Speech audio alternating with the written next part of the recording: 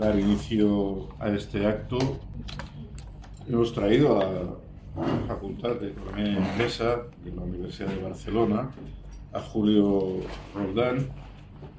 Julio es filósofo, es sociólogo, es una persona que ha escrito en el ámbito de la política, que, como él dice, nació por accidente en Perú, pero que luego las circunstancias políticas le obligaron al exilio, recaló en Alemania y ahí pues ha estado en la Universidad de Hamburgo, de Bremen, de Potsdam, la Universidad Libre de Berlín, y se ha desarrollado como investigador, conservando, digamos, esa doble vertiente entre su nacimiento, su origen, sus raíces, y por otra parte su nuevo lugar de adopción, lo que le ha permitido, y esto es algo, digamos, que la gente que sufre el exilio a veces puede desarrollar, ¿no? Lo que le ha permitido una cierta visión a la distancia de los conflictos políticos que se han desarrollado en Perú, fuera de la coyuntura, visto en sus grandes líneas, lo que le ha permitido, pues esto, desde Perú, mito y realidad, que publica en el 86, Gonzalo, el mito en el 90, Las dos caras del continente americano en el 2002, y yo, en fin, destacaría como un libro que a mí me influyó mucho, ¿no?, lo que es la guerra de los 20 años en Perú, sobre el conflicto que se desarrolla en el campo peruano, con Sendero Luminoso y su contraparte Fujimori, que genera una transformación profunda. Yo, leyendo ese libro, no he podido evitar ver ciertos paralelismos entre lo que fueron las guerras carlistas en España en el siglo XIX, que es un conflicto en formas distintas, en formatos políticos distintos, pero que al final es un conflicto que sirve al poder para hacer una profunda contrarreforma agraria, que es lo que esa guerra civil en Perú le permitió a los grandes latifundistas, a Fujimori, imponer un salto, digamos, a una agroindustria, a una penetración de las multinacionales sobre la base del exterminio de una parte de la población campesina,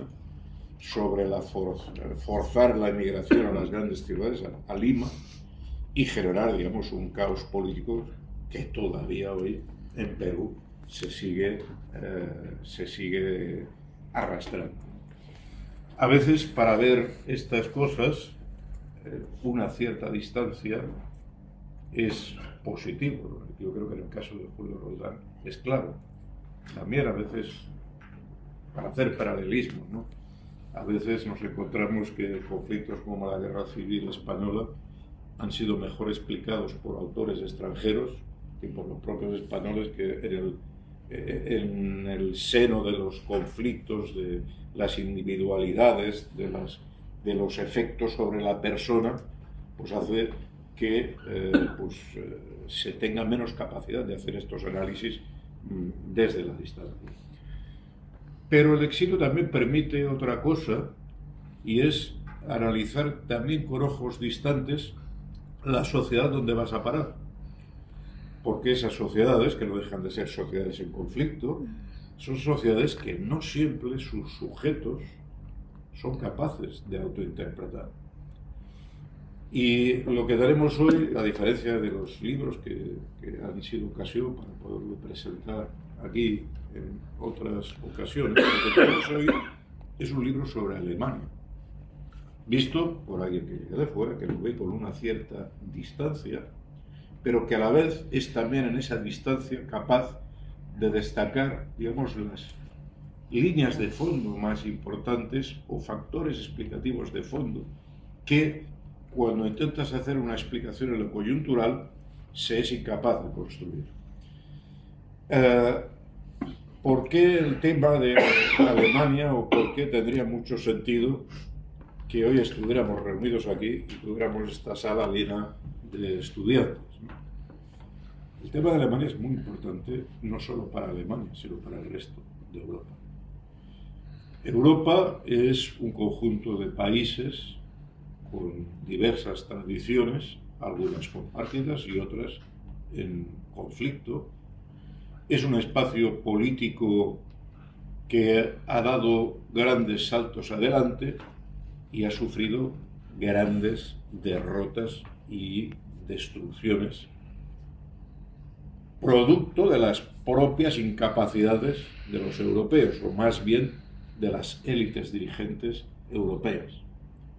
La revolución industrial se inició en Europa, lo cual le da una ventaja comparativa, pero también en Europa se desarrollan dos guerras mundiales brutales que prácticamente canibalizan, destruyen esa posibilidad de liderazgo europeo y permiten que los Estados Unidos, a partir del 45, de hecho empiezan a hacerlo ya en el 14, en la Primera Guerra Mundial, pero muy marcadamente a partir del 45, pasen a liderar lo que es el mundo industrial, capitalista mundial. Esa incapacidad de los europeos de tener un diseño estratégico y de perderse en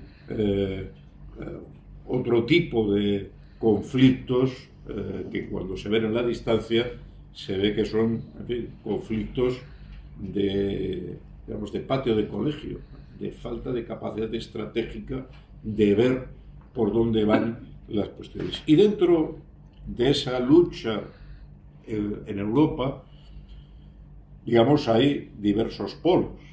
Hay un imperio en decadencia, que es el Imperio Español, que tiene una gran influencia antes del capitalismo, que a partir del robo que se hace de los metales preciosos, oro y plata, en América Latina, pone una de las condiciones necesarias para el desarrollo del capitalismo, pero que lo pierde, y lo pierde primero a manos de Francia, que lidera la Revolución Francesa, el proyecto de unidad europea de Napoleón, que es un proyecto hegemonizado por Francia. Después lo que tendremos será, tras el fracaso de Napoleón, un periodo de hegemonía de Inglaterra, y finalmente, a partir de finales del siglo XIX, hay el intento de Alemania de hegemonizar ese espacio. Alemania llega tarde, con un espacio cultural relativamente amplio desde el punto de vista territorial. El alemán es, si no la primera, la segunda lengua en una parte muy importante de Europa, mucho más allá de las fronteras alemanas. Su nivel académico, intelectual es elevado y más popular del que se da en Inglaterra, que es muy elitista. Las universidades inglesas están muy cerradas a las élites y por tanto influyen de manera limitada en sus poblaciones. Y Alemania intentará sucesivamente, desde las guerras franco-prusianas hasta la Segunda Guerra Mundial, liderar esa construcción europea, y estos intentos acaban fracasando. Pero a pesar de ello, Alemania continúa teniendo un hilo conductor que llega a nuestros días. En la última etapa, Alemania ha sido el eje de la construcción de la Unión Europea. Alemania a día de hoy continúa siendo el eje de la unidad monetaria y comercial de Europa. Pero a su vez, esta misma Alemania, continúa arrastrando incapacidades y limitaciones, como estamos viendo ahora mismo en la coyuntura presente. Una Alemania sometida al dictado norteamericano, una Alemania que vive en un territorio militarmente ocupado. Uno, cuando observa los últimos 40 años, pues se da cuenta de que cuando desaparece la Unión Soviética no hay solo la ingenuidad del líder de la Unión Soviética entonces, de Gorbachov, que se deja autodestruir y que le pongan minas dentro de su propio territorio que van a seguir estallando prácticamente hasta la guerra de Ucrania, intentando no solo que la Unión Soviética dejara de ser un espacio que interviene en el ámbito mundial y que tiene un proyecto político, sino destruirlo como país, como formación social. Gorbachov fue incapaz de prever esto y las consecuencias de esa destrucción de ese espacio la estamos viviendo hasta hoy en día. Pero hay también otro ingenuo, que es Helmut Kohl. Helmut Kohl no aprovecha esa circunstancia histórica del año 90, que es que 40 años después de acabar la Segunda Guerra Mundial, Alemania sigue siendo un país militarmente ocupado por las tropas norteamericanas y por las tropas de la Unión Soviética, quienes vencieron en la Segunda Guerra Mundial. En fin, suponer que 40 años después hay peligro de que se vuelvan a constituir las divisiones de Hitler es algo que no tenía mucho sentido. Los soviéticos se retiraron todas las bases militares que tenían en Alemania Oriental y pusieron fin a la etapa de la posguerra. Pero Helmut Kohl no tuvo la habilidad, tampoco Gorbachov, por supuesto, de plantear algo tan simple, de decir, oye, si aquí nos ocuparon dos potencias y se van unos, que se vayan también los otros y nos dejen construir nuestro propio país. Esa visión de Estado, que la tuvo en otras cosas, desde luego no la tuvo en ese momento. Y hoy la Alemania que tenemos, esta Alemania en crisis económica, esta Alemania que es incapaz de continuar liderando la Unión Europea, porque entre otras cosas ha quedado descabezada económicamente, productivamente Alemania se ha convertido en el centro industrial, a pesar de que la revolución industrial se inicia en Inglaterra, es en Alemania donde esa industrialización se continuó desarrollando y liderando en Europa, porque Inglaterra optó por la financiarización. Inglaterra ya de la Inglaterra industrial no queda nada. Inglaterra lo que pinta en el mundo es la City de Londres, todo el comercio financiero bancario que tienen medio situado ya en paraísos fiscales y por tanto cada vez más débil. Ese espacio industrial tiene una necesidad evidente de recursos y particularmente de recursos energéticos que le ha sido cortado de cuajo de forma muy expeditiva y que ha desencadenado un proceso de decrecimiento, un proceso de crisis económica profunda que afecta a Alemania y de rebote al resto de la Unión Europea. Porque si la locomotora, lo que se denominaba en Alemania, la locomotora, digamos, empieza a no funcionar, todo el tren empieza a pararse y cada vagón intenta buscar la vida por donde pueda. Porque ese proyecto, me subo a ese tren porque me conduce a una estabilidad y un progreso, entra en cuestión. Desde este punto de vista, entender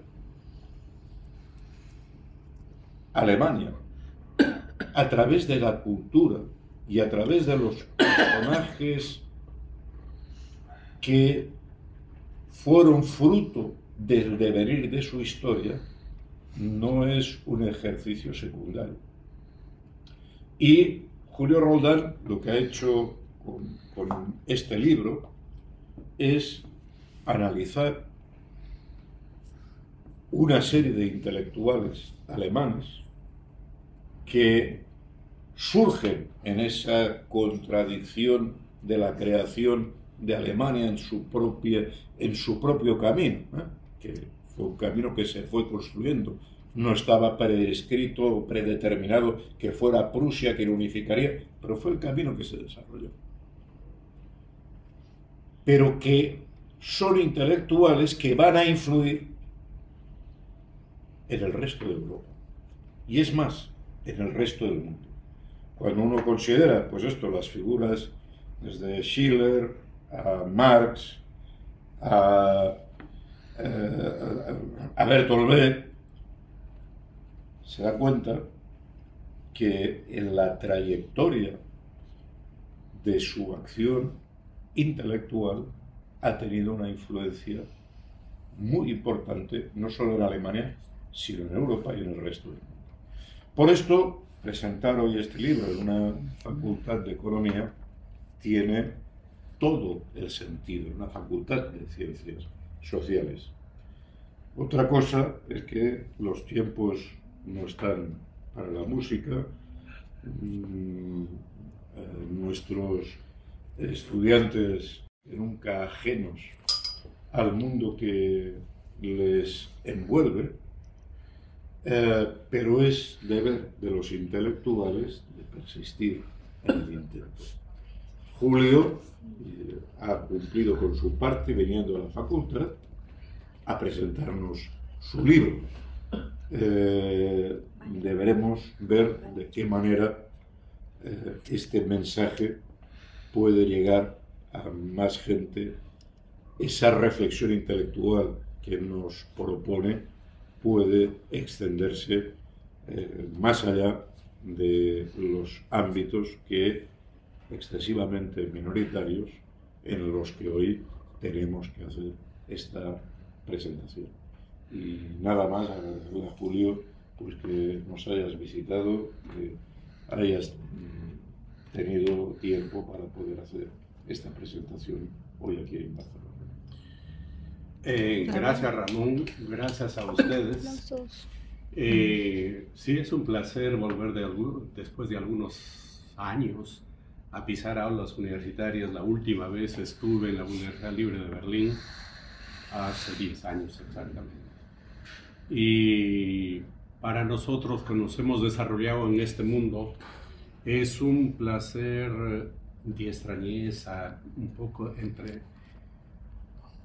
también de añoranza por haber ya abandonado este mundo. Pero bueno, así es la vida continúa. Antes de entrar al libro propiamente dicho, yo quisiera hacer mención a dos cosas que Ramón ha planteado. Primero, es cierto que yo me inicié analizando, investigando temas peruanos. Prueba de ello son los dos primeros libros, Perú, Mito y Realidad, Gonzalo el Mito, y luego el penúltimo libro que escribí hace 2 o 3 años, que por la pandemia no se pudo presentar, difundir en algunos otros espacios. Me refiero a La Guerra de 20 años. Y con ese libro, en alguna forma, pongo fin, no sé si para siempre, pero por lo menos momentáneamente, el tema peruano. Luego di un salto a lo que podríamos llamar América Latina. Y esto se inicia el año 2000, cuando yo publico mi trabajo de doctorado, que se titula Vargas Llosa entre el mito y la realidad. Posibilidades y límites de un escritor latinoamericano comprometido. Eso es América Latina, porque tenía que ver mucho con el boom de la novela y con la lucha que existía por, más concretamente acá en España, entre la burguesía catalana con la burguesía madrileña, y cómo se difundió el boom de la novela latinoamericana acá y no allá. Bueno, ese es un tema que se trató en esos años. Luego publiqué un pequeño libro, que acá lo tengo, Las dos caras del continente americano y otros ensayos. Posteriormente, un libro ya de 600 páginas, que espero no volver a publicar un libro de esa magnitud, era América Latina, democracia y transición a inicios del siglo XXI. Después publiqué un trabajo que se titula Latinoamérica, la mentalidad colonial y otros ensayos, porque sostengo que en América Latina la mentalidad colonial se mantiene. La colonia se fue, pero la colonia está presente en la mente del común del latinoamericano. Y eso se manifiesta a través del racismo, el clasismo y el culturalismo. Y hay mucha gente todavía en América Latina, hace 200 años que los españoles peninsulares se fueron, pero hasta hoy se siguen considerando españoles, porque tienen un poquito la piel clara o dicen nosotros somos españoles todavía. Bueno, un poco para explicar ese fenómeno de la mentalidad colonial se escribió ese libro, que lamentablemente no lo tengo.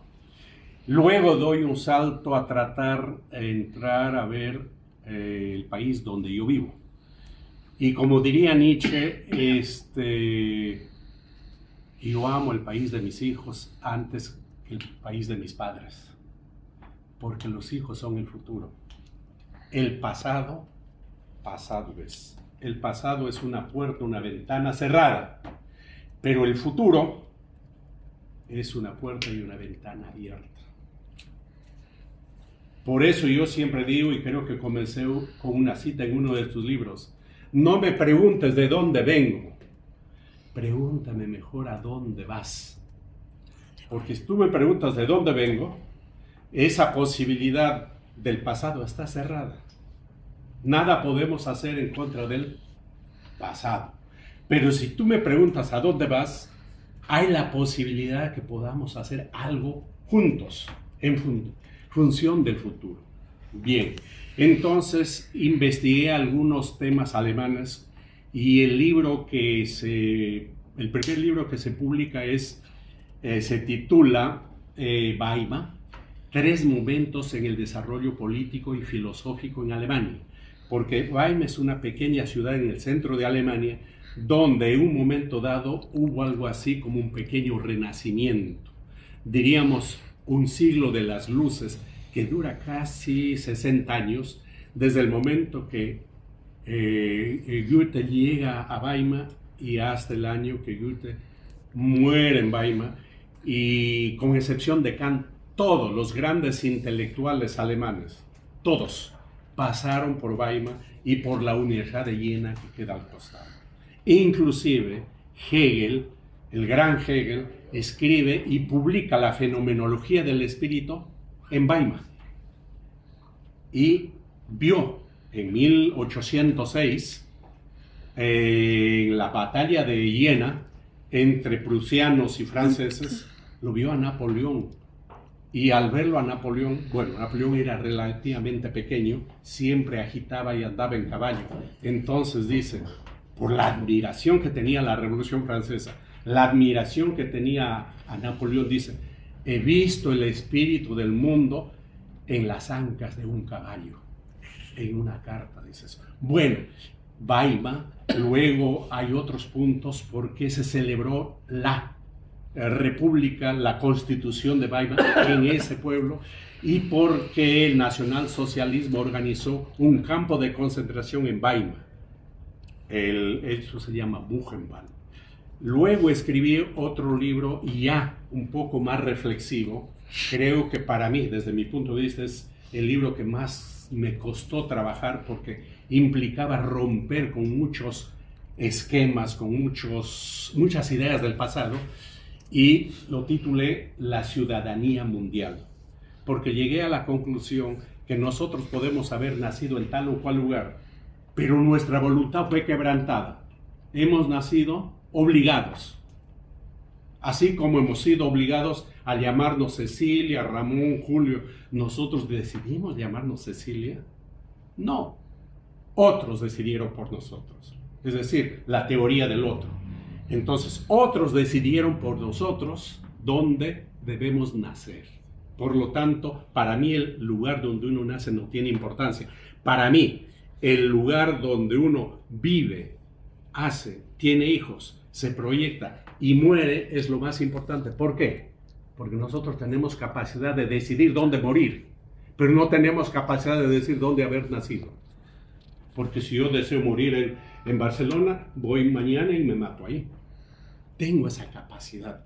No estoy hablando acá que estoy cayendo en el liberalismo, en el yo primero, yo segundo, yo tercero. Hay diferencia lo que es el individuo de la individualidad en los términos de Alfredo Atla.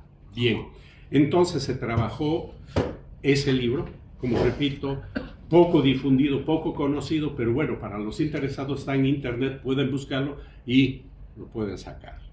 Luego traté otro libro sobre Alemania que se llama Mi lucha. Antecedentes ideológicos y políticos de un controvertido libro, porque en Alemania el libro está prohibido, todavía, está prohibido. Entonces, yo busqué especialmente 3 antecedentes de grandes intelectuales, personajes conocidos, que han escrito sobre el mismo tema algunos años antes. Uno de ellos es Thomas Mann, con consideraciones de un apolítico, 1918. 1920 aparece el libro de Oswald Spengler, que se llama Prusianismo y Socialismo. Y finalmente, en el 21 aparece el libro de Henry Ford, que se llama El Judío Internacional. Leyendo a estos 3 personajes, uno se da cuenta que mi lucha es consecuencia de ello. Las ideas fundamentales están ahí. Por lo tanto, Hitler, el nacionalsocialismo, mi lucha, no vino del cielo, es consecuencia de todo un espíritu, de todo un interés, un sentir de las clases más reaccionarias europeas y más concretamente alemanas en formar y alimentar el nacionalsocialismo, porque desde el punto de vista ideológico tenían un enemigo común y el enemigo común era la Unión Soviética. Es por eso que financiaron el nacionalsocialismo, no solo el gran capital alemán, sino también el gran capital europeo y norteamericano. Eso se expresa, se trabaja en este libro sobre mi lucha. Posteriormente publico un libro que acá lo tengo. Este es Capitalismo y Revolución, porque ahí coincido con Ramón. El capitalismo es un sistema en descomposición, especialmente el que se expresa en esta zona de Europa, entre Europa y Estados Unidos. Pero cuando digo en descomposición no quiere decir que va a terminar mañana o el otro año, no. Hay que entender los tiempos políticos de los tiempos históricos. Los tiempos políticos pueden ser de 5 o 10 años, pero los tiempos históricos pueden ser de 50 a 100 años. Haciendo esa diferencia. Y es un preámbulo para entrar a otro libro, pero quiero ver esto, que esa forma del capitalismo, cómo se ha desarrollado a partir del Renacimiento, especialmente en Europa, y con su hijo, los norteamericanos, entra en crisis y este capitalismo comienza a girar sobre todo al oriente y China se convierte en la locomotora del capitalismo en el mundo. Entonces, he desarrollado esos puntos de vista en este libro y haciendo ver lo siguiente, porque hay una confusión. Alguien preguntó antes, ¿y quién es Keynes? Lo que sucede es sencillamente que en el capitalismo tiene 2 maneras de acumular capital. Una manera de acumular capital es a través de la empresa privada, y otra manera de acumular el capital es a través de la empresa pública o el Estado. Pero a la larga es capitalismo.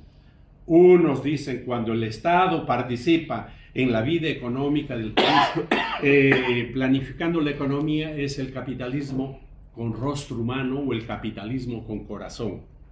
Lo que se dio después de la Segunda Guerra Mundial comenzó en Estados Unidos, dicho sea de paso, en el año 33.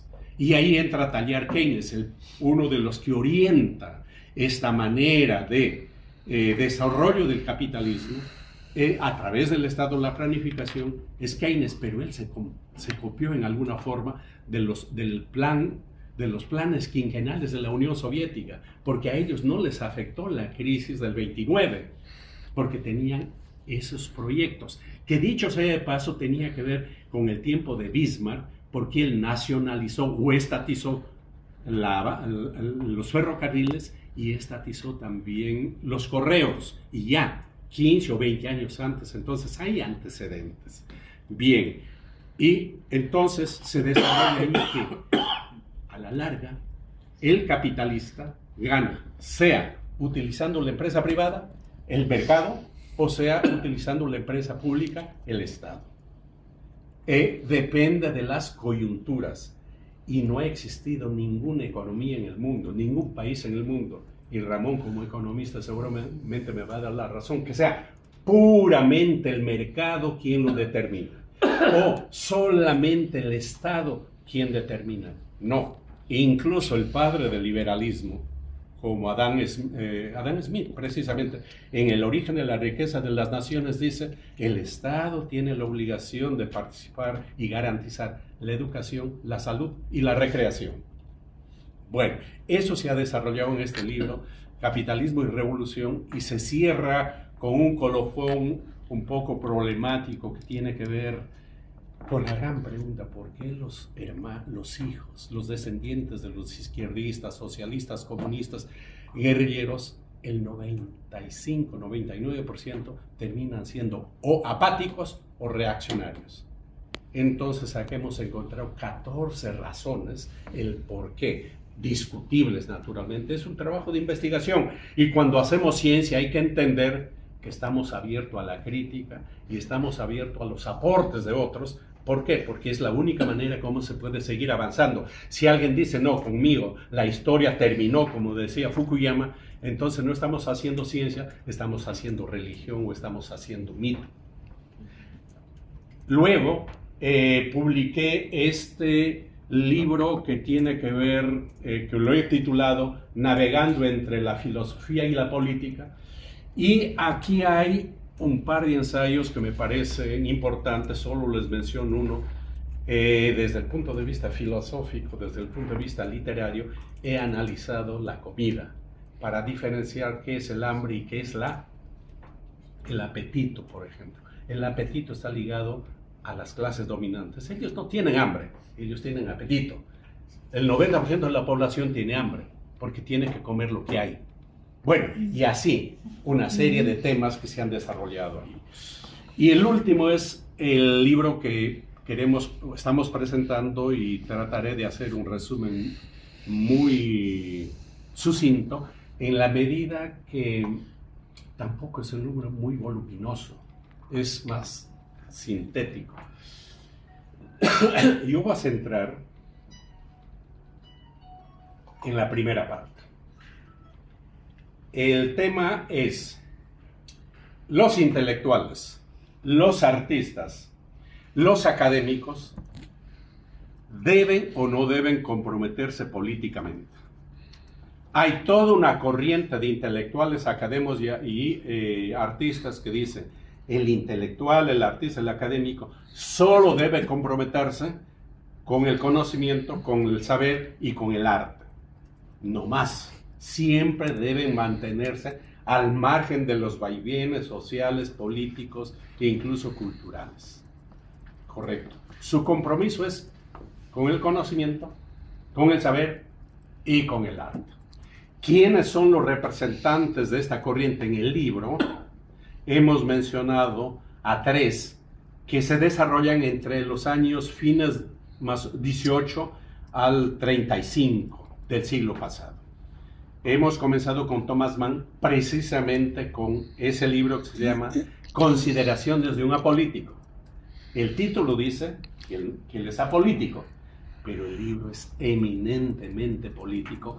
Incluso hay planteamientos que el nacionalsocialismo intentó llevarlo a la práctica, como la idea de que quién va a reorganizar y vitalizar y espiritualizar Europa es Alemania. Eso dice Thomas Mann. ¿Por qué?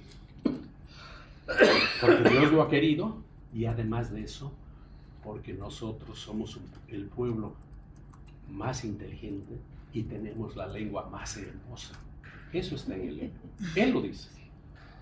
Claro, él seguramente no escuchó lo que dijo Voltaire, que el idioma alemán es un idioma para soldados y caballos. Ese es otro tema, es cuestión de discutir. Entonces, él es uno de ellos. Pero, con esto, con lo que les digo, él está demostrando que él es un político de pies a cabeza, pero él dice que no se debe comprometer. 2. Aparece por esos años, creo que el 23, 24, un español, algunos lo consideran filósofo, pero él en ese caso es humilde y dice, no, yo soy un ensayista nada más, José Ortega y Gasset. Entre otras cosas, por esos años se escribe un libro que también va a servir al franquismo, La España invertebrada. Pero el libro que se ha comentado es del año 26, que se titula La deshumanización del arte. Y el título lo dice, el arte tiene que estar separado. Ha llegado a un nivel tal que se ha deshumanizado, y está bien que el arte se mueva en esas esferas de la fantasía y del placer. Y luego, 2 años después, aparece el libro de Julien Bette, un francés, que se titula La traición de los intelectuales. Él sostiene que comprometerse políticamente, que un intelectual que se compromete políticamente está traicionando al intelecto. Y además que está traicionando al intelecto, está contribuyendo para que la sociedad se desintegre, para la decadencia de la sociedad. Ellos son los culpables. Correcto. En contraposición a esto, hay varios. Con esto solo estoy hablando de 3, los más conocidos. Hay otros también, por supuesto. En contraposición a estos 3 intelectuales europeos, he mencionado o he citado a trabajos de intelectuales extranjeros de Europa, pero que vivieron en Europa, en Francia y en Italia sobre todo. He mencionado a 2 peruanos que nacieron en Perú, José Carlos Mariátegui y César Vallejo, un ensayista y un poeta. Ellos sostienen todo lo contrario. Cuando Mariátegui analizaba en la escena contemporánea al grupo Clarté, creo que lo dice en francés, en español es Clarete, de Royman Roland, Anatole France, él hace ver que ellos eran grandes intelectuales, eminentes como artistas, pero también comprometidos políticamente. Y no solo comprometidos políticamente en general, sino con la izquierda. Vallejo de igual manera. Y quien posteriormente, creo que salió en el 41, 42 el trabajo, o los 2 trabajos que escribe sobre este tema, es Jean-Paul Sartre, El compromiso del intelectual. Y Sartre sostiene claramente que, consciente o inconsciente, el ser humano ya está comprometido políticamente. Ya está comprometido desde el momento que es un ser humano. Porque somos seres humanos que vivimos en sociedad. Nosotros somos hechura de la sociedad. Que después desarrollemos nuestra individualidad y nos apartemos del grupo y vayamos construyendo nuestra individualidad y nuestra personalidad, es cierto, pero somos hechura de la sociedad. Prueba de ello es el idioma que hablamos. Somos consecuencia de eso. Por lo tanto, Sartre sostiene que consciente o inconsciente estamos ya comprometidos. Lo que él aboga es que 2 cosas. 1, que el compromiso sea consciente. Seamos comprometidos consciente. Y 2, lo que él apunta es que el intelectual sea comprometido conscientemente y efectivamente con el cambio, el desarrollo, la transformación, la revolución. Eso es lo que se plantea en resumidas cuentas en torno al primer punto, del libro que hemos hablado está por venir. ¿Qué sucede? Bajamos de los cielos a la tierra, vamos ya poniendo los pies sobre la tierra. ¿Cuál ha sido la situación, las consecuencias del intelectual comprometido con el cambio, la transformación o con lo nuevo? Veamos solamente 3 casos, así muy ligeramente. ¿Qué pasó con Sócrates? Es uno de los grandes intelectuales del occidente y por su compromiso, diríamos, con lo nuevo, porque él predicaba algo nuevo, terminó en lo que terminó. Y no fueron los 40 tiranos, en el gobierno de los 40 tiranos, quienes lo obligaron a tomar la cicuta. ¿Quiénes lo mataron? Fue la democracia. Por eso la democracia, ubiquemos, esclavista, su primera víctima, su primer crimen fue en contra de un intelectual comprometido como fue Sócrates. Demos un salto en la historia y veamos a partir de 1100, 1120, 130, en lo que hoy va a ser Italia, sobre todo en esta zona donde fue la capital del Renacimiento, Florencia, aparecen 2 partidos políticos, los güelfos y los gibelinos. Los güelfos eran, en un momento dado, se perfilan apoyando al papado y a la iglesia, que deben ser el papado y la iglesia quienes orienten la vida de la sociedad. Y los gibelinos planteaban lo otro: debemos separar a la iglesia, al papado, y el gobierno y el Estado tienen que tener distancia. Es decir, apoyaban, diríamos, a los cáiseres, a los emperadores, a los reyes, al Estado.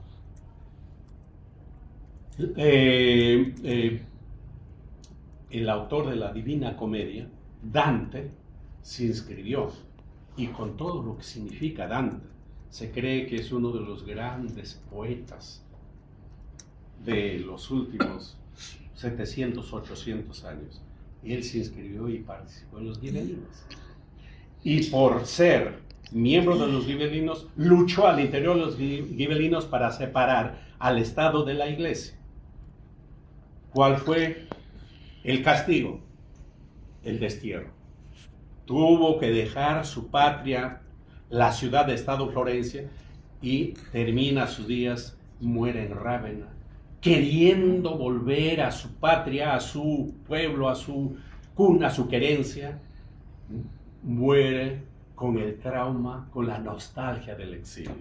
Lo que en gallego dicen la morriña, la famosa morriña. Es una palabra hermosa que en pocos idiomas existe con esa precisión. La nostalgia por el exilio, la morriña.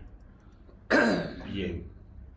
200 años después, esta lucha continúa y nuevamente en Florencia aparece otro gran intelectual que ustedes y todo el mundo lo conocen, Leonardo, miembro del partido gibelino, que lucha por separar al Estado de la Iglesia, consecuencia de su militancia, en ese momento podríamos decir progresista, de izquierda, es expulsado y termina en el exilio, en Francia. Es por eso que él pinta la Mona Lisa en Francia, y los franceses lo han tomado, no quieren devolverlo a los italianos. Dicen, si ustedes lo han deportado, ustedes lo votaron a Leonardo, ustedes prácticamente lo han matado a Leonardo y nosotros lo hemos dado cabida, y gracias a que nosotros les hemos dado cabida, él pintó este cuadro. Por eso este cuadro no sale de aquí.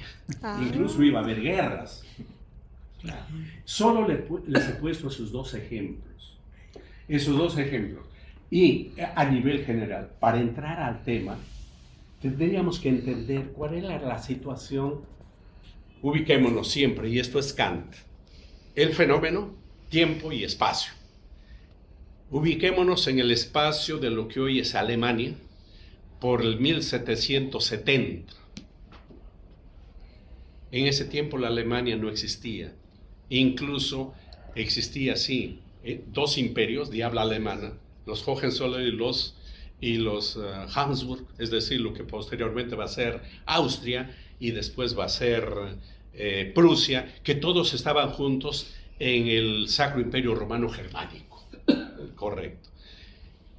En lo que va a ser Alemania hay un imperio, Prusia, Hohenzollern, la familia Hohenzollern, había 4 reinados, como 20 principados, luego condados, es decir, era un archipiélago de pequeños reinos. En ese fenómeno es cuando, en esa etapa es cuando comienza a forjarse. Caso concreto, Schiller.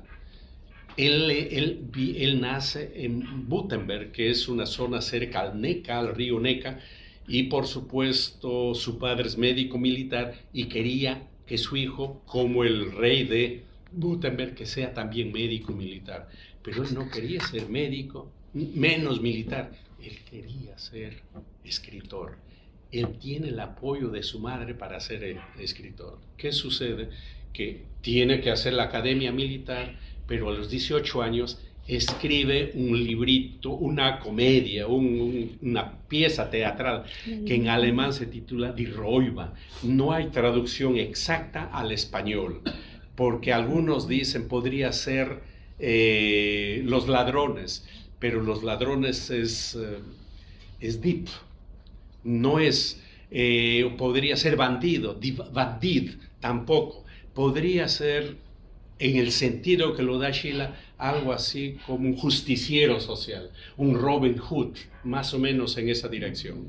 Y es la vida, escribe él, con 18 años, la vida de Karl Moor, el hijo de un conde que se va a estudiar a Leipzig, y en Leipzig, al ver tanta injusticia, forman una banda y se refugian en los bosques de Bohemia, y de ahí asaltan la ciudad, más o menos lo que hacía Robin Hood, de hacer justicia por sus propias manos.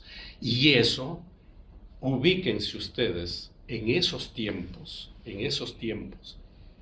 ¿cuál era el castigo? Escribir y llevarlo a la escena eso. Hay algunos pasajes, como si mal no recuerdo, uno dice, aquel desgraciado, dice textualmente, que prefiere morir sin robar, es morir de hambre sin robar, merece que lo colguemos. Eso dice. Menciona otro tipo de cosas, como por ejemplo, que tenemos que entender que aquellas personas que siempre repiten lo que el orden dice, los buenos funcionarios, de esas personas no esperemos nunca nada grande. De quienes podemos esperar algo, de los rebeldes, de los bizarros, de los que tienen fantasía e imaginación. Solamente ellos son los que han hecho caminar con sus locuras muchas veces, avanzar el conocimiento, avanzar la historia, el conocimiento, el arte, la literatura. Ellos, y no los que repiten. Y así hay ideas de Schiller. Entonces, por esas ideas, tuvo que dejar Württemberg, pero en ese tiempo en Alemania, como no estaba constituida, se va a otro estado, diríamos a otro reinado. Después de pasar por algunos lugares, termina en el ducado de Weimar, donde ya está Goethe. En el ducado de Weimar, entonces él lo consigue una plaza en la universidad, pero ahí tiene un problema. En la Universidad de Jena, él dicta clases de historia universal, pero tiene un problema por su dicción, porque el alemán que hablamos actualmente no existía. Esto es recién, tiene 130 años. Cada pueblo tenía su idioma. Si ahorita en Alemania llevan a uno de Berlín, a otro de Colonia, a otro de Bayern y a otro de Stuttgart, que hablan en su idioma, no se entienden. Es decir, la Alemania no existe, es un conglomerado pegado de cosas. Hasta ahorita el idioma no se pueden comunicar, por eso les imponen un idioma, lo que llaman el Hochdeutsch, el alemán alto, culto, pero ese es recién. Bueno, entonces él tiene problemas porque llega ahí y da sus clases y los alumnos se burlaban de él. porque hablaba un alemán que para los alumnos no era alemán. Lo acomplejan al pobre hombre prácticamente. Entonces sale y está viviendo una vida muy triste realmente, y los franceses le dan la ciudadanía. Claro, ha triunfado la revolución. Estamos en el 91, 92. No viene a Francia y, bueno, termina sus días en Weimar, y como no tenía para que lo entierren, lo tiraron a una fosa común. Después lo han buscado, pero no lo encuentran. Y ahora, en los últimos años, es la típica. Han hecho con él y con todos, con excepción de Marx. De vivos, cuando viven, son los enemigos de la patria, pero cuando mueren y pasa el tiempo, son los íconos de la patria. Es por eso que los dos poetas nacionales en Alemania son Goethe y Schiller. Avancemos un poquito. La misma historia fue de Heine. Él es del norte de Alemania, toma posiciones en la poesía sobre todo, que quiere la unificación alemana. Su lucha era por la unidad alemana. Que se haga en Alemania lo que se ha hecho en Francia, es decir, una revolución democrática liberal. Eso quería también Schiller. Por esto lo expulsa, lo deportan, viene a París, y los últimos 40 años de su vida lo vive en París, y los últimos 9 en una cama en un hospital. Terminó su vida en las peores condiciones, Heine. ¿Qué pasa después? Düsseldorf, donde él ha nacido, el nombre de la universidad es Heine, igual que Schiller. Correcto. Luego viene Büchner, a los 21 años, y es médico, doctor en medicina. Él forma en Darmstadt, una ciudad en el sur de Alemania, una asociación, es decir, un grupo clandestino, una célula clandestina para hacer la revolución democrática burguesa en Alemania, bajo las orientaciones de la revolución democrática burguesa en Francia. Lo descubren, lo expulsan, y lamentablemente al año y medio, 2 años de estar en el exilio en Suiza, muere con 24 años. Una de las razones puede haber sido la nostalgia del exilio. Finalmente, el que voy a tocar es Augusto Hoffmann. Él es el autor del himno alemán, ese que comienza Deutschland, Deutschland, über alles, über in der Welt. Es decir, Alemania, Alemania sobre todo en el mundo. Así comienza el himno. Pero no por eso lo votan, porque el himno lo escribe en 1841. ¿Por qué lo expulsan? Porque en el himno alemán aparecen 3 veces las reivindicaciones de las mujeres. Y que en ese tiempo se hable en favor de las mujeres era casi un crimen. Y 2, pero sobre todo él lo votan de Alemania, o de ese tiempo, porque Alemania no existía, de ese lugar, de Breslau. Él era profesor en la Universidad de Breslau, hoy queda en Polonia, una segunda, tercera ciudad en Polonia. En ese tiempo era Prusia. Lo expulsan porque en el himno alemán no aparecen 2 palabras que aparecen en todos los himnos. Vean el español, bueno, no hablo del español, pues obvio, la marsellesa.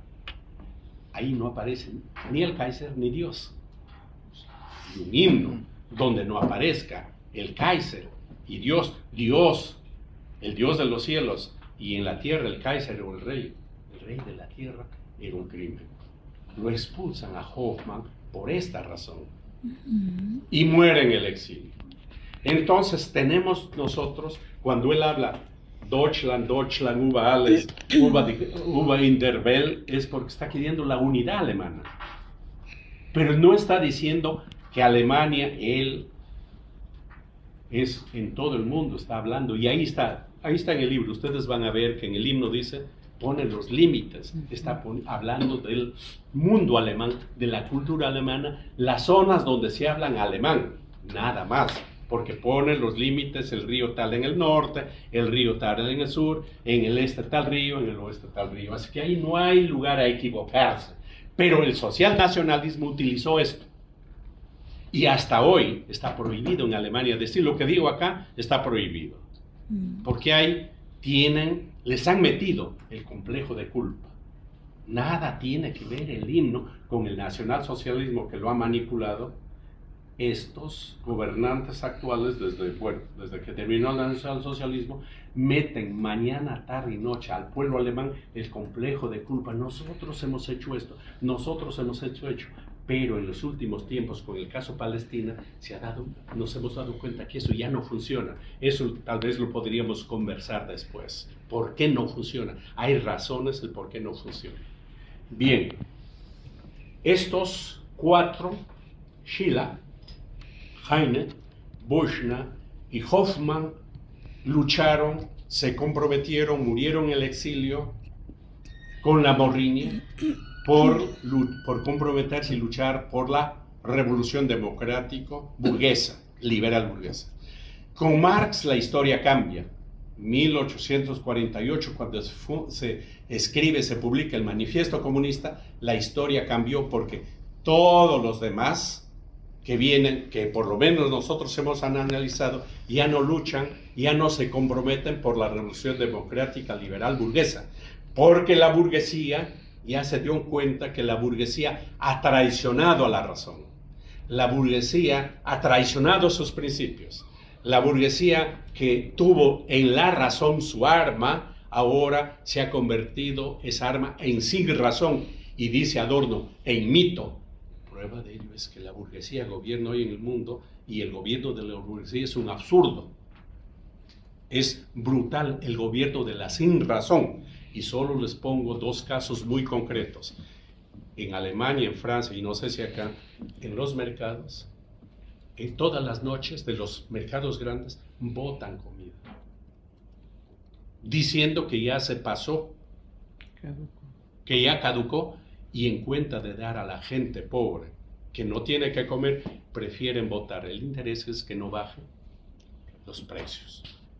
Por mencionarles un hecho muy concreto. Y otro hecho es que en New York, en Londres, en París y en Berlín existen oficinas donde se venden estrellas. Cecilia es una multimillonaria que su marido Juan ha muerto. Ella quiere comprar una estrella para su esposo Juan, que tanto lo ama. Va a su oficina, dice, mire, yo quiero una estrella a 20.000 kilómetros o 200.000 kilómetros. Ellos tienen sus aparatos, te hacen ver la estrella y dice, ya mire esa estrella, le dan los datos, está ubicada tal. Se llama Juan, cuesta 30 millones. Como tiene dinero, paga 30 millones porque ya su Juan tiene su estrella. ¿Eso qué es? Es el absurdo. Es la simple razón. Por eso, cuando Adorno y Horkheimer escriben la dialéctica de la Ilustración, demuestran cómo la burguesía ha traicionado sus principios, entre ellos la igualdad, la libertad y la confraternidad, porque nos preguntaríamos, ¿en qué país del mundo existe igualdad? Si no hay igualdad, no hay libertad. Y si no hay libertad, si no hay igualdad y no hay democracia, no hay libertad, igualdad y libertad, tampoco hay democracia, porque se deduce que los dos pilares sobre los cuales descansa la democracia es sobre la igualdad y la libertad. Así que ya estamos advertidos, teóricamente por lo menos. Ok, entonces con Marx cambia. Los luchadores, allá ya aparece una socialista, comunista, marxista, a fines de los 800, Clara Zetkin. Ella es la fundadora del Día Internacional de la Mujer Trabajadora, el 8 de abril, de la mujer trabajadora, el 8 de marzo. Que las feministas burguesas, reaccionarias, lo han capturado prácticamente ese día, y con su lucha, con su prédica de por la liberación femenina. Ella no, ella decía la emancipación femenina. Eso implica que hombres y mujeres tenemos que estar juntos para luchar en contra del orden que nos oprime, nos domina, nos explota a hombres y a mujeres. Eso era su prédica, y no la liberación de enfrentar sexo contra sexo. Eso no es el problema. El problema es clase contra clase. Y bueno, después viene Bertolt Brecht, Thomas Klaus Mann, Heinrich Mann, y hemos hablado ya fuera algo de Thomas Mann, y yo me quedaría acá. Ahora sí, si ustedes tienen opiniones, preguntas, entraríamos a la segunda parte, que en última instancia es la más, creo yo, la más importante, porque ustedes participan. Gracias.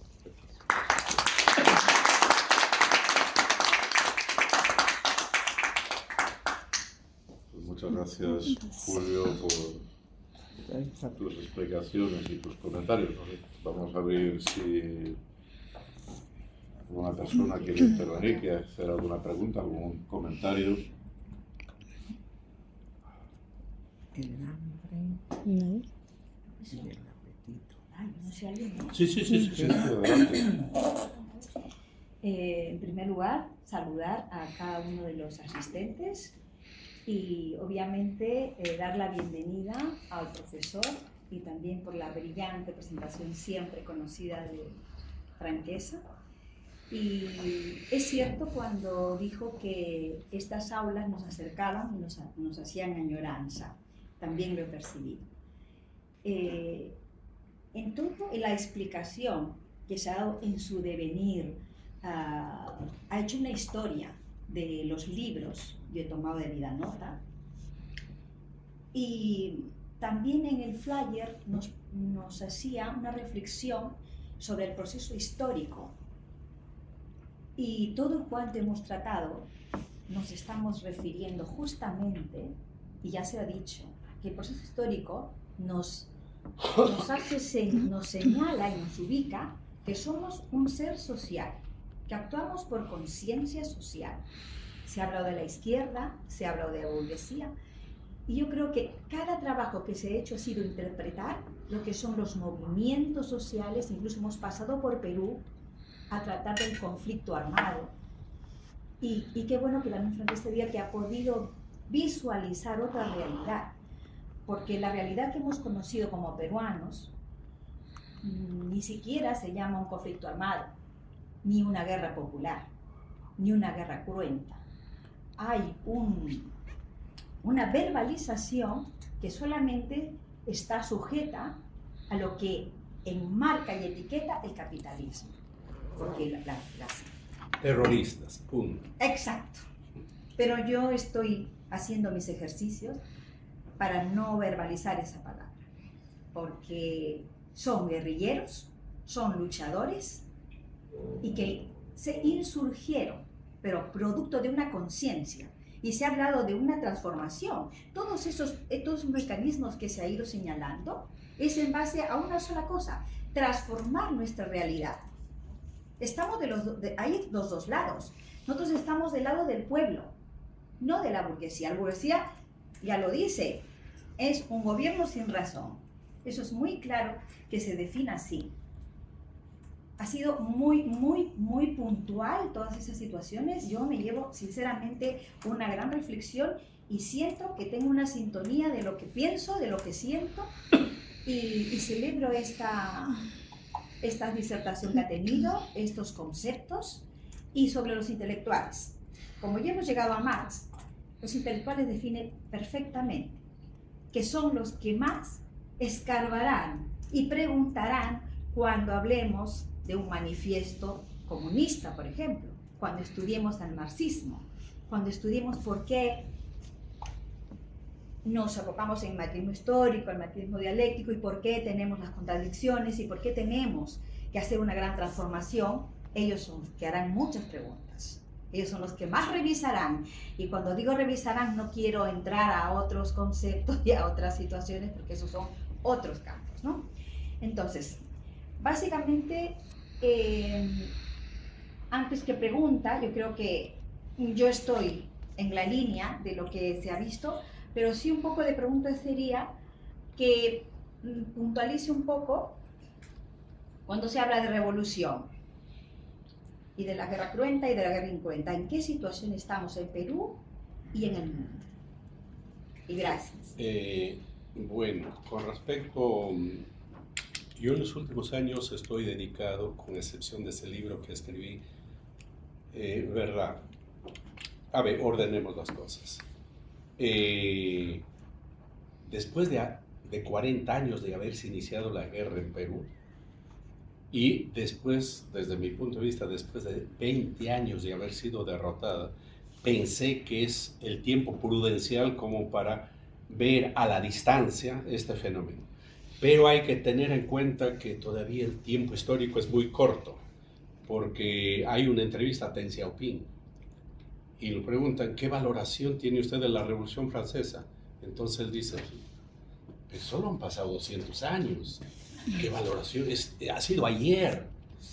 Entonces, en la historia muchas veces necesitamos más tiempo. Lógicamente caemos en la coyuntura y en el caso concreto peruano ha sucedido todo en el mundo. El vencedor es el que etiqueta. Ellos vencieron, el orden venció, las clases dominantes, pero no solo peruanas, ahí metió la mano todo el mundo, comenzando los norteamericanos, los alemanes, todos metieron la mano para evitar que ese movimiento siga desarrollándose. Ganaron. Y al ganar, lógicamente,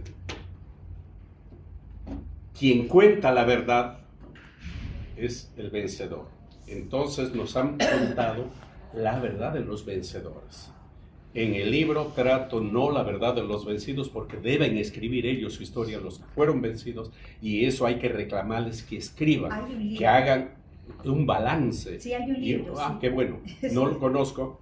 Yo he tratado de hacer un poco equidistante de los fenómenos después de 20 años y desarrollar este trabajo que, bueno, sería bueno que se lea y discutirse. Eso. Ahora, en torno a la situación actual en Perú, nuevamente estoy un poco alejado, no estoy siguiendo detalladamente y mal haría yo en opinar y ser de repente hasta contundente en lo que opino sobre algo que no conozco. Estoy un poco alejado, por lo tanto no puedo opinar sobre Perú. En términos generales, con respecto a lo que nosotros consideramos revolución, creo que estamos pasando los que nos consideramos de izquierda, progresistas, avanzados o comunistas, socialistas, una etapa bastante difícil, porque el descontento que se ve en Europa, hablemos mejor de Europa, no de todo el mundo, porque estamos acá, yo acabo de venir de Alemania, Bélgica, Francia, hoy estoy acá y termino en Italia, y más o menos hay una evaluación, una visualización de lo que viene pasando.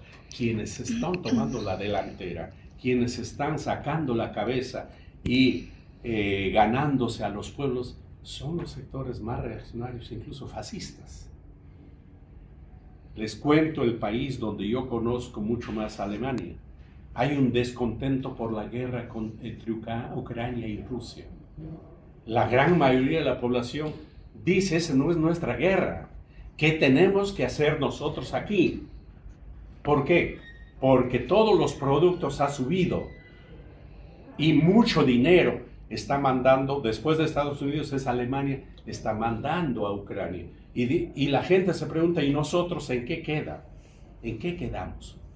Estos son candil de la calle y oscuridad de la casa. Entonces hay un descontento en muchos niveles, en muchos aspectos. Porque alguien tiene que pagar la guerra.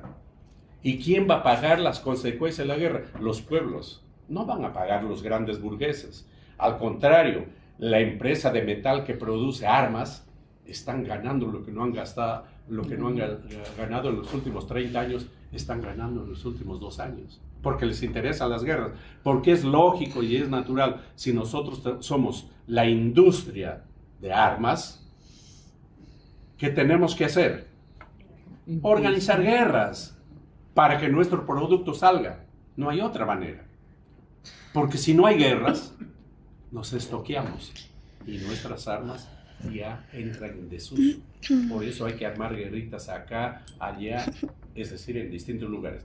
Entonces, se ve que hay un sector descontento, pero ¿quién es el que está canalizando ese descontento popular?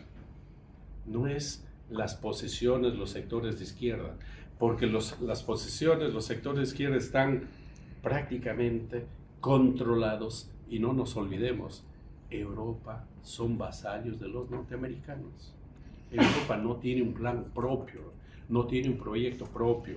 El profesor dijo, perdieron la Primera Guerra, perdieron la Segunda Guerra. El último gran proyecto europeo ha sido del nacionalsocialismo y perdieron. ¿Y quiénes ganaron? Porque en esa guerra perdió la Unión Soviética 20 millones de seres humanos y hasta hoy no se recupera. Los únicos que ganaron fueron los norteamericanos. Y ellos son, por eso ellos se han dado el lujo de imponer ahorita esa guerra con Ucrania. El discurso en Francia, posiblemente en España y en todo en el mundo occidental son los 4 puntos que repiten los norteamericanos. Por lo tanto, y es lamentable que la gente de izquierda no haya podido romper ese cerco ideológico, ese cerco político, para canalizar a los sectores populares en función de una nueva propuesta, de una propuesta de cambio, de transformación. Y quienes están canalizando son los sectores más reaccionarios. Eso es lo que te podría decir yo con respecto a Europa. Gracias. ¿Qué pregunta? Una pregunta breve. Bueno, breve, sí. Cuando ha comenzado su disertación diciendo que si los artistas o filósofos o científicos deberían tomar partido en la lucha de clases, entendido yo, me vino a la memoria la frase de Vallejo: toda voz genial viene del pueblo y va hacia él, refiriéndose al arte. En estos momentos, una derivación del arte, digamos, es el cine y lo que propagan los medios de comunicación. Estamos, a mi entender, en una guerra a este nivel con Tecnológica. en la lucha de clases. Esa es la pregunta. ¿Estaríamos en una especie de lucha de clases donde los miembros, los medios de comunicación con su arte que nos proponen, estamos en esta lucha? La lucha de clases copa todo. Copa de arriba hacia abajo, es decir, es total. La situación es que nosotros de repente no somos conscientes. Ese es el problema. Les voy a poner solamente un caso muy concreto. Estos aparatos. Los que se interesaron, los que inventaron, armaron esto, tenían 2 intereses. Uno, ganar dinero. Es que el capitalismo tiene que irse renovando constantemente. El día que el capitalismo no se renueva, muere. ¿Y eso dónde está? En el manifiesto comunista. Ahí está, claramente. 1. Y 2, controlar ideológicamente a la población. Ese es el interés de esto. Ganar y controlar. Pero, por contradicción, por dialéctica elemental, también al interior hay mucha gente que lo utiliza esto para darle vuelta al discurso oficial. Gracias a esto, nosotros tenemos algún tipo de información distinta, diferente sobre la guerra de Ucrania y sobre el caso palestino. Hasta hace un tiempo, el discurso oficial a través de los grandes medios de comunicación era cerrado. Nos han formateado que tengamos que repetir ABC, su discurso. Pero gracias a esto, que ellos lo inventaron, hay gente que comienza a difundir algunas otras ideas, difundir algunos videos, fotos, información Si no sería por esto, hubiese sido imposible que nosotros tengamos información sobre Palestina, por ejemplo. Todos los horrores que ha causado el Estado de Israel en Palestina, gracias a esto. Y ahí vuelvo a Alemania.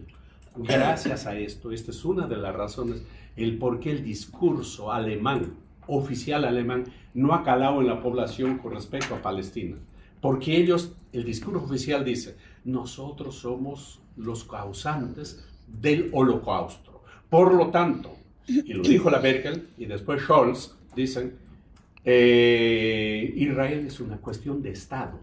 ¿Qué quieren decir cuando dicen Israel para Alemania es una cuestión de Estado? Es decir, si lo tocan a Israel, nos están tocando a nosotros. Si hieren a Israel, nos hieren a nosotros. Eso es lo que quieren decir cuando hablan de cuestión de Estado. Correcto. Y bombardearon a la población y lo siguen bombardeando en la televisión, en las escuelas, en los kindergarten. Es decir, es un trabajo sistematizado desde abajo, desde lo más último hasta lo más elevado, para decir que nosotros somos los culpables del holocausto, por lo tanto, el complejo de culpa.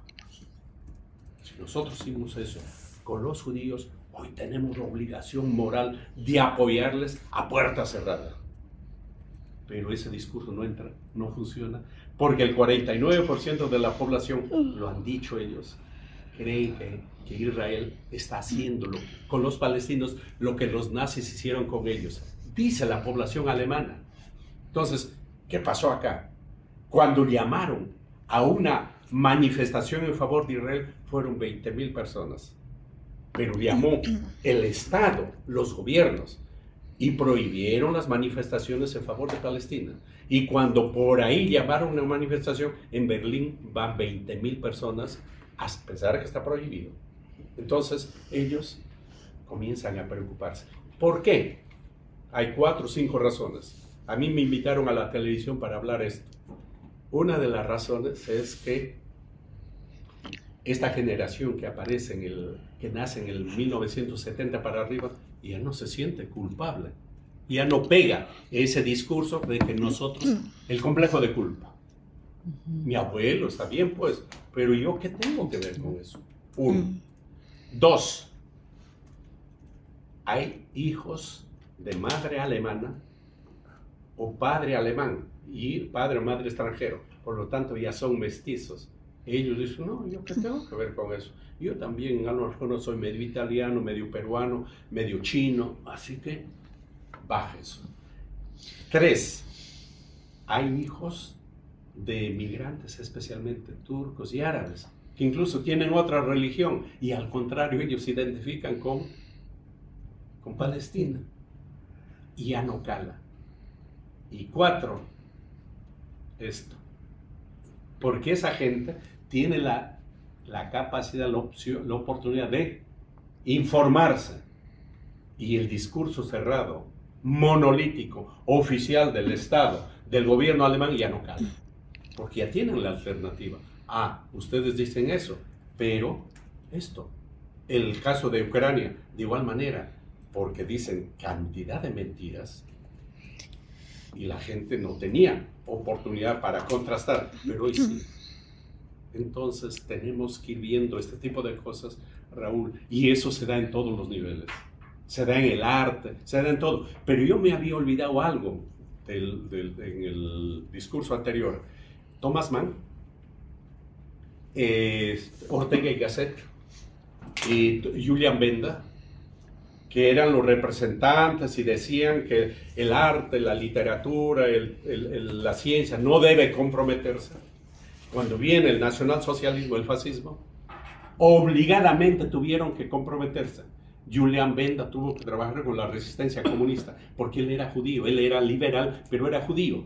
Entonces lo agarraron de todo, tuvo que trabajar con ellos. Thomas Mann tuvo que exiliarse, se autoexilia. Y Ortega se va, creo, primero a Portugal y termina en Argentina. A pesar que ellos propagaban no el compromiso. La realidad les demostró que, nos guste o no, estamos comprometidos. Y si uno no toma una posición clara, los dos te dan. Estás en el medio y los dos. Sí, tú tenías una... Sí, no, a ver, en todo caso, la duda que tengo, bueno, falta información en este caso, las bases teóricas del nuevo neofascismo alemán, bueno, el Partido Fascista Alemán, AfD, ¿no es? AfD, alternativa. Las bases teóricas son las mismas que ilustraban, digamos, el nacionalsocialismo, o han cogido la idea de Estados Unidos, los movimientos neofascistas en Estados Unidos. ¿De dónde viene? Hagamos una aclaración porque hay un problema que me he dado cuenta en muchos lugares donde voy a exponer, es que no tenemos claro qué es el fascismo. El fascismo tiene una filosofía. ¿Y cuál es la filosofía del fascismo? Es, diríamos, una unión entre el pragmatismo norteamericano que aparece a fines del 800 y el neotomismo italiano. Los planteamientos de Tomás de Aquino, que son renovados, actualizados. La unión de estas dos corrientes filosóficas nos da, esa es la filosofía del fascismo. El fascismo tiene una ideología, es el anticomunismo. Todo fascismo, en cualquier parte del mundo, es anticomunista. El fascismo tiene una política, y su política del fascismo es antiliberal. Está en contra de la democracia liberal burguesa. Tratan de desmontar el Estado de derecho bajo la orientación de la concepción liberal, lo van a desmontar para levantar otro tipo de derecho, otro tipo de Estado, otro tipo de gobierno.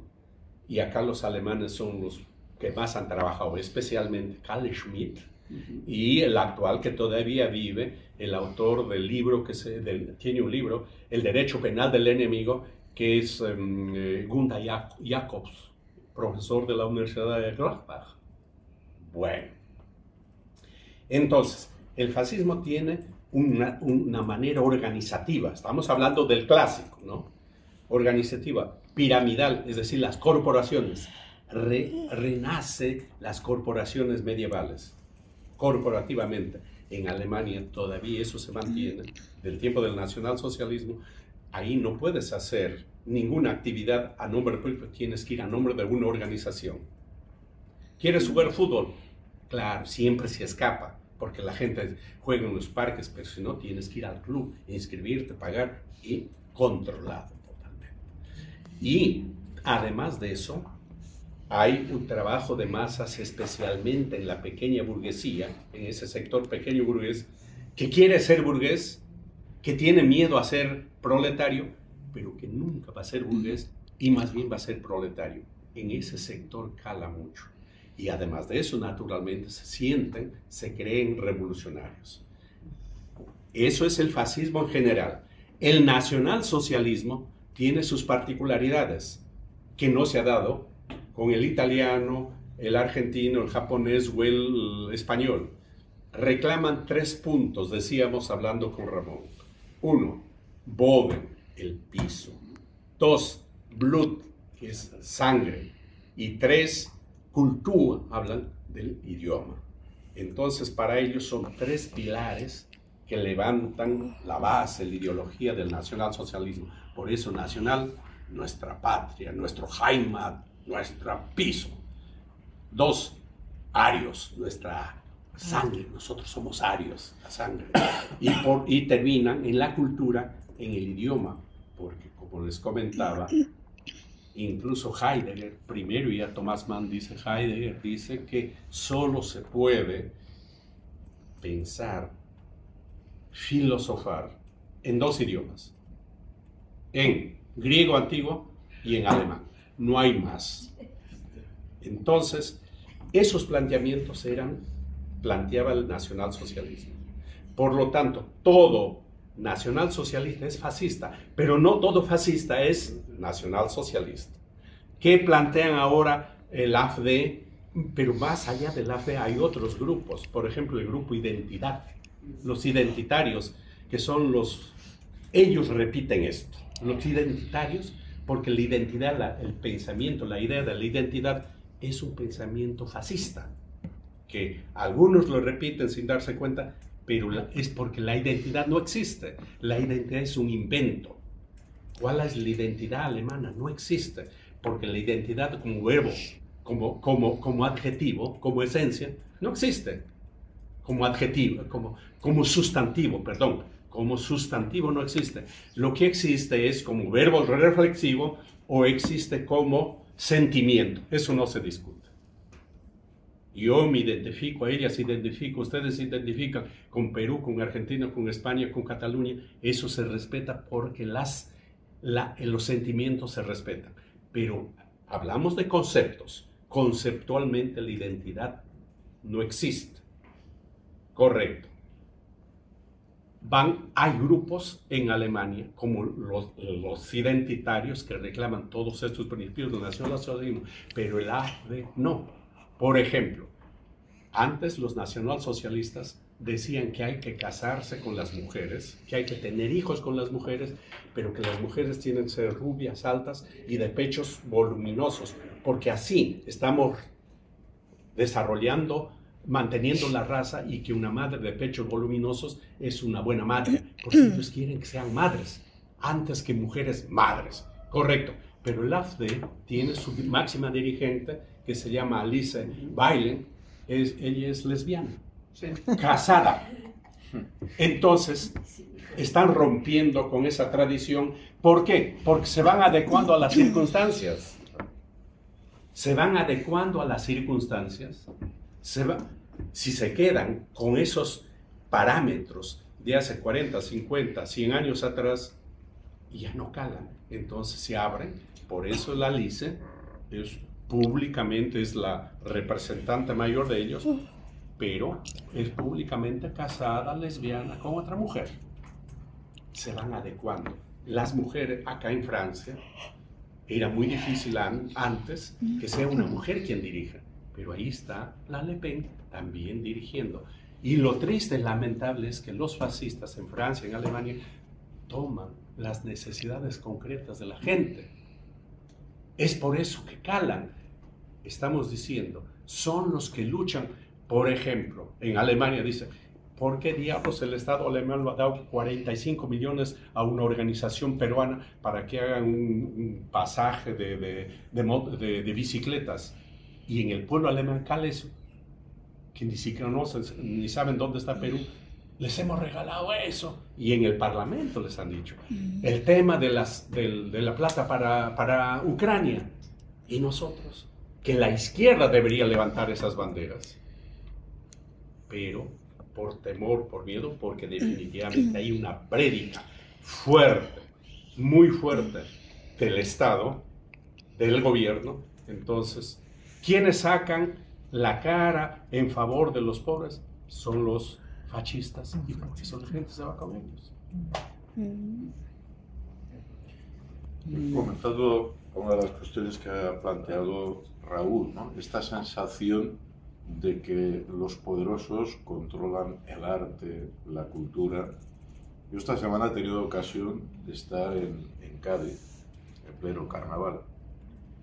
Y en Cádiz, cientos, miles de personas salen a la calle en forma de bandas musicales, de chirigotas, improvisan canciones y hay que escuchar las letras, porque esa gente que en el bar, en la plaza del barrio, forman ese grupo, generan un discurso. Las letras son pura dinamita contra el sistema, contra las injusticias, contra el rey. ¿Qué ocurre? Que eso está en la periferia. Está en la periferia de España, ¿no? Cádiz ahí al final, pero en la periferia de los medios de comunicación. Uno tiene que excavar en YouTube tal para poder acceder a las chirigotas de Cádiz, pero es que es un fenómeno de masa. Es decir, por debajo de esta supuesta tranquilidad, de ese supuesto consenso, en Alemania, en España, está hirviendo la sociedad contra la guerra, contra las injusticias, contra la apropiación de las tierras agrarias por parte de los fondos de inversión multinacionales. El problema, efectivamente, es que esto, que desde abajo, en forma de ese arte difuso, que nadie ha planificado, que nadie ha articulado, pero que la gente cuando se encuentra en la taberna y empiezan a improvisar las letras de las canciones, sale lo que sale, que es un sentimiento, y quiere decir que es un sentimiento compartido entre muchísima gente, que tienen la percepción de que el emperador va desnudo, pero eso no va a salir en las televisiones privadas, ni va a salir en las cadenas públicas de televisión, porque esto se ignora, por cierto, también como ignoran la lucha enorme del pueblo de Cádiz contra el cierre de la metalurgia, que prácticamente obligó a la policía a tener que desplegar tanquetas, porque habían cortado la ciudad. Es decir, el mundo se mueve mucho más de lo que nos parece. Y hay un problema, que este movimiento todavía no consigue articularse, entre otras cosas por lo que dice Julio, porque quien tradicionalmente tendría que articular este discurso contra la guerra, contra el aumento de las diferencias, con que cada vez los ricos sean más ricos y los pobres más pobres, para decirlo brevemente, pues esos parece ser que están de vacaciones.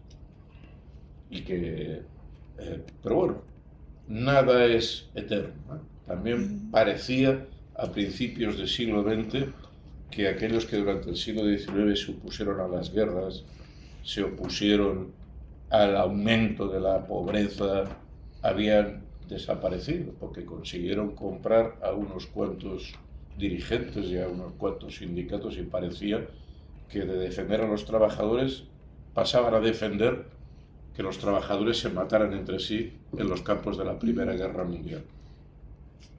Funcionó, pero solo por durante un tiempo, porque luego la realidad es mucho más tozuda de lo que nos parece y mucho más hirviente, ¿eh? Bueno, traigo esto porque, vaya, es que lo he vivido estos días, uno vuelve, sí, la gente está mucho más cabreada de lo que... Luego no te vienen a actos culturales como esto, pero bueno. Pero el malestar efectivamente está y está buscando salidas.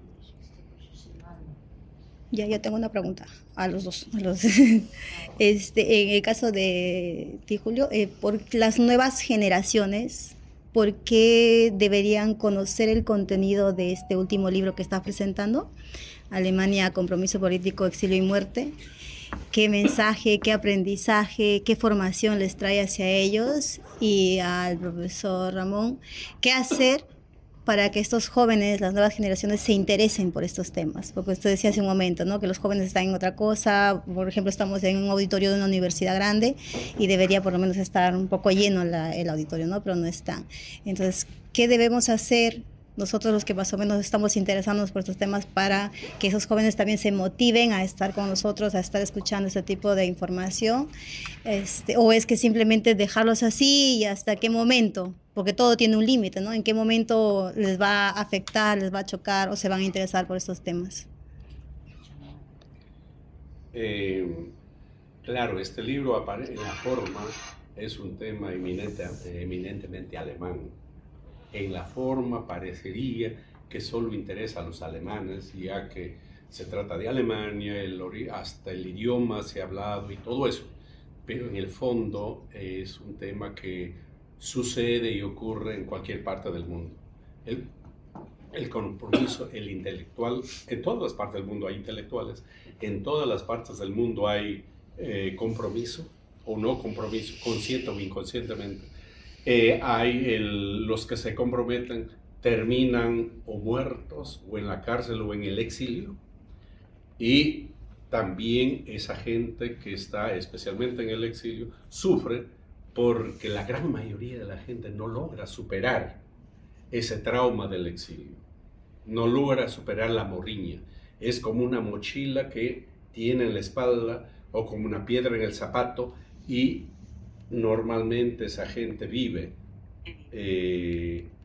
en el país que lo acoge, el cuerpo está ahí, pero el alma, el espíritu, el recuerdo sobre todo está en el otro lugar. Entonces, eso se da en todo el mundo. Por lo tanto, decía que en forma es alemán, pero en el fondo es un tema universal. Pienso, el interés que tengo es que la gente lo lea para que vea y se prepare. Si eres un intelectual y te comprometes, prepárate que puedes tener estas consecuencias.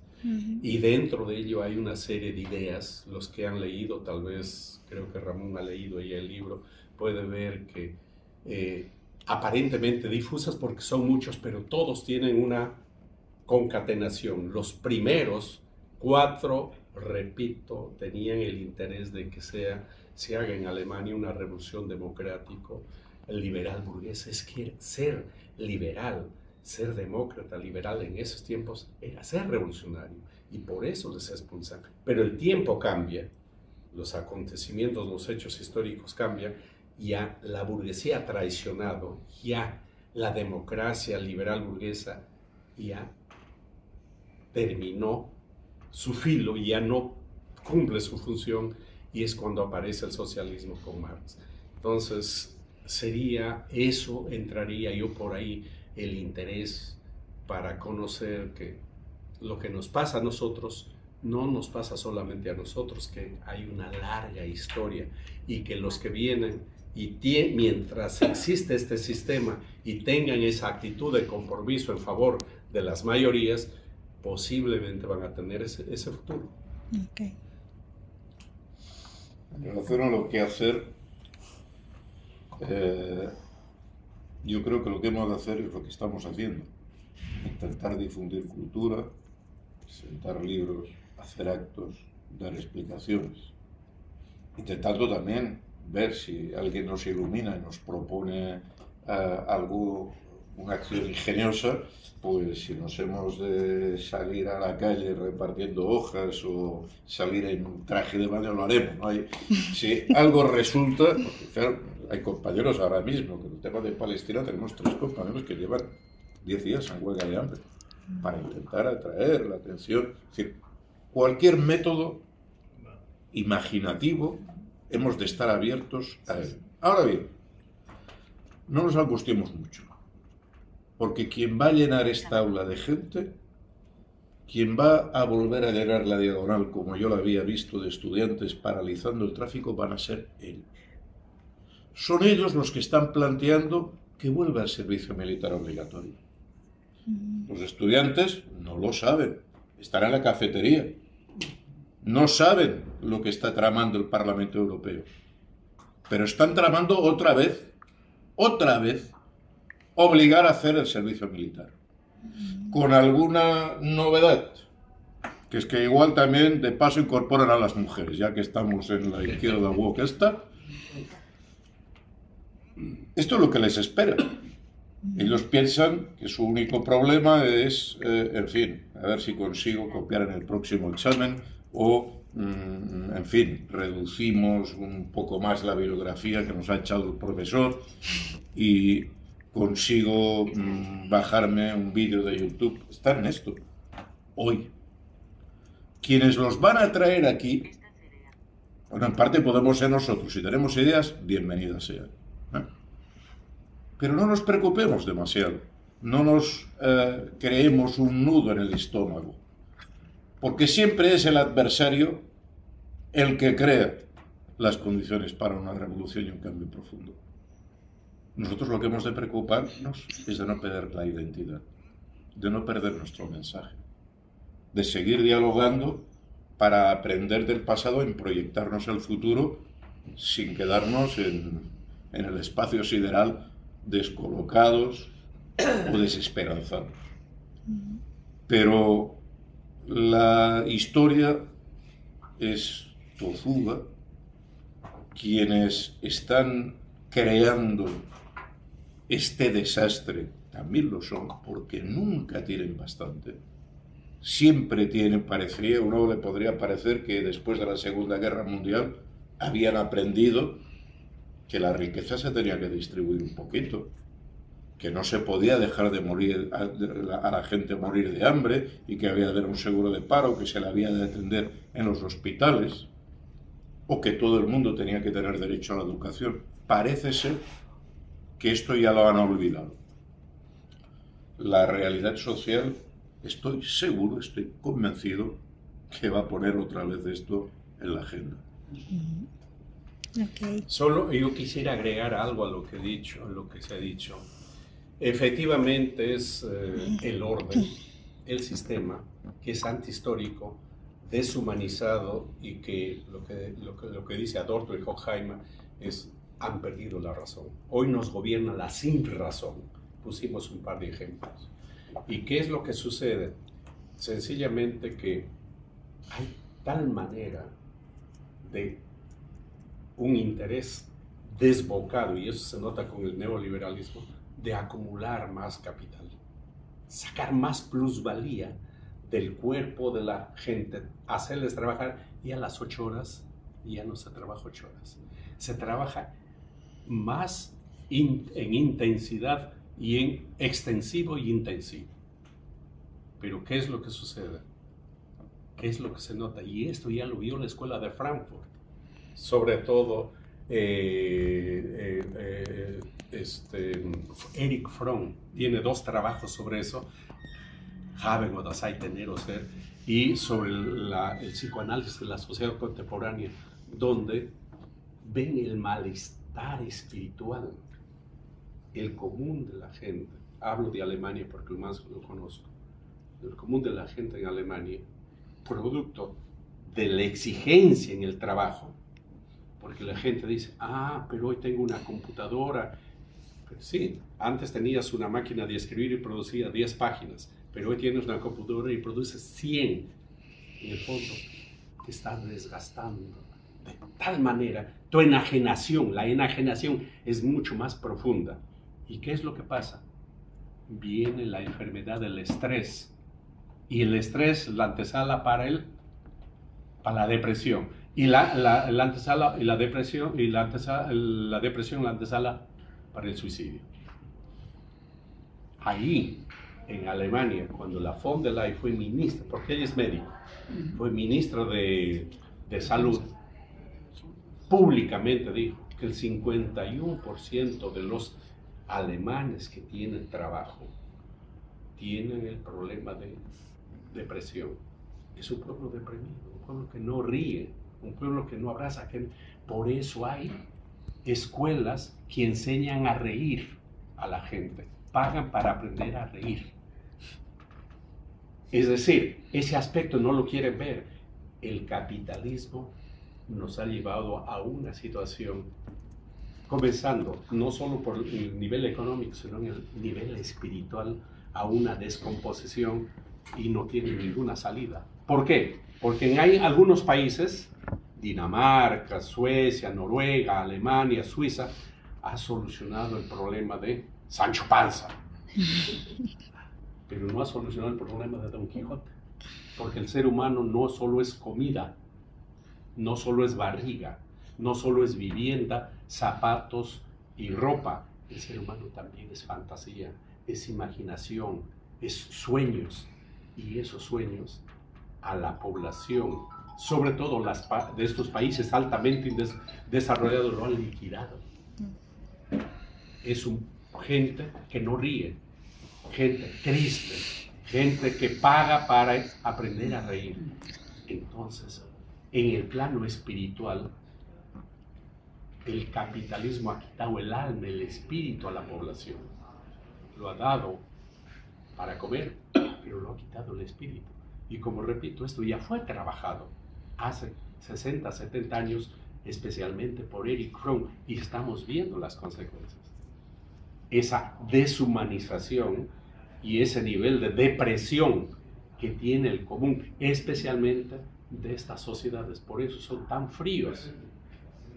Y eso se nota hasta en el aspecto, a lo mucho que te dan cuando te conocen, es la mano. No es como ese tipo de sociedades que te abrazan, porque el abrazo significa mucho, tiene otra dimensión humana. Hay un nivel de deshumanización Y eso solo se puede solucionar cuando la humanidad se vuelva a reencontrar consigo mismo. Y ahí entra a tallar en ese nivel Alfredo Atla, cuando dice la solución no es el individualismo, sino desarrollar el espíritu de comunidad. La comunidad es lo que va a servir, va a alimentar, va a reivindicar al ser humano. Muy bien. Bueno, pues si Ya. no hay más cuestiones, agradecer la presencia de Julio Roldán en nuestra universidad. Es todo un orgullo y un placer gusto, que sí. nos hayas podido acompañar una vez más. Y agradecer la presencia de las personas que nos habéis acompañado durante esta Gracias.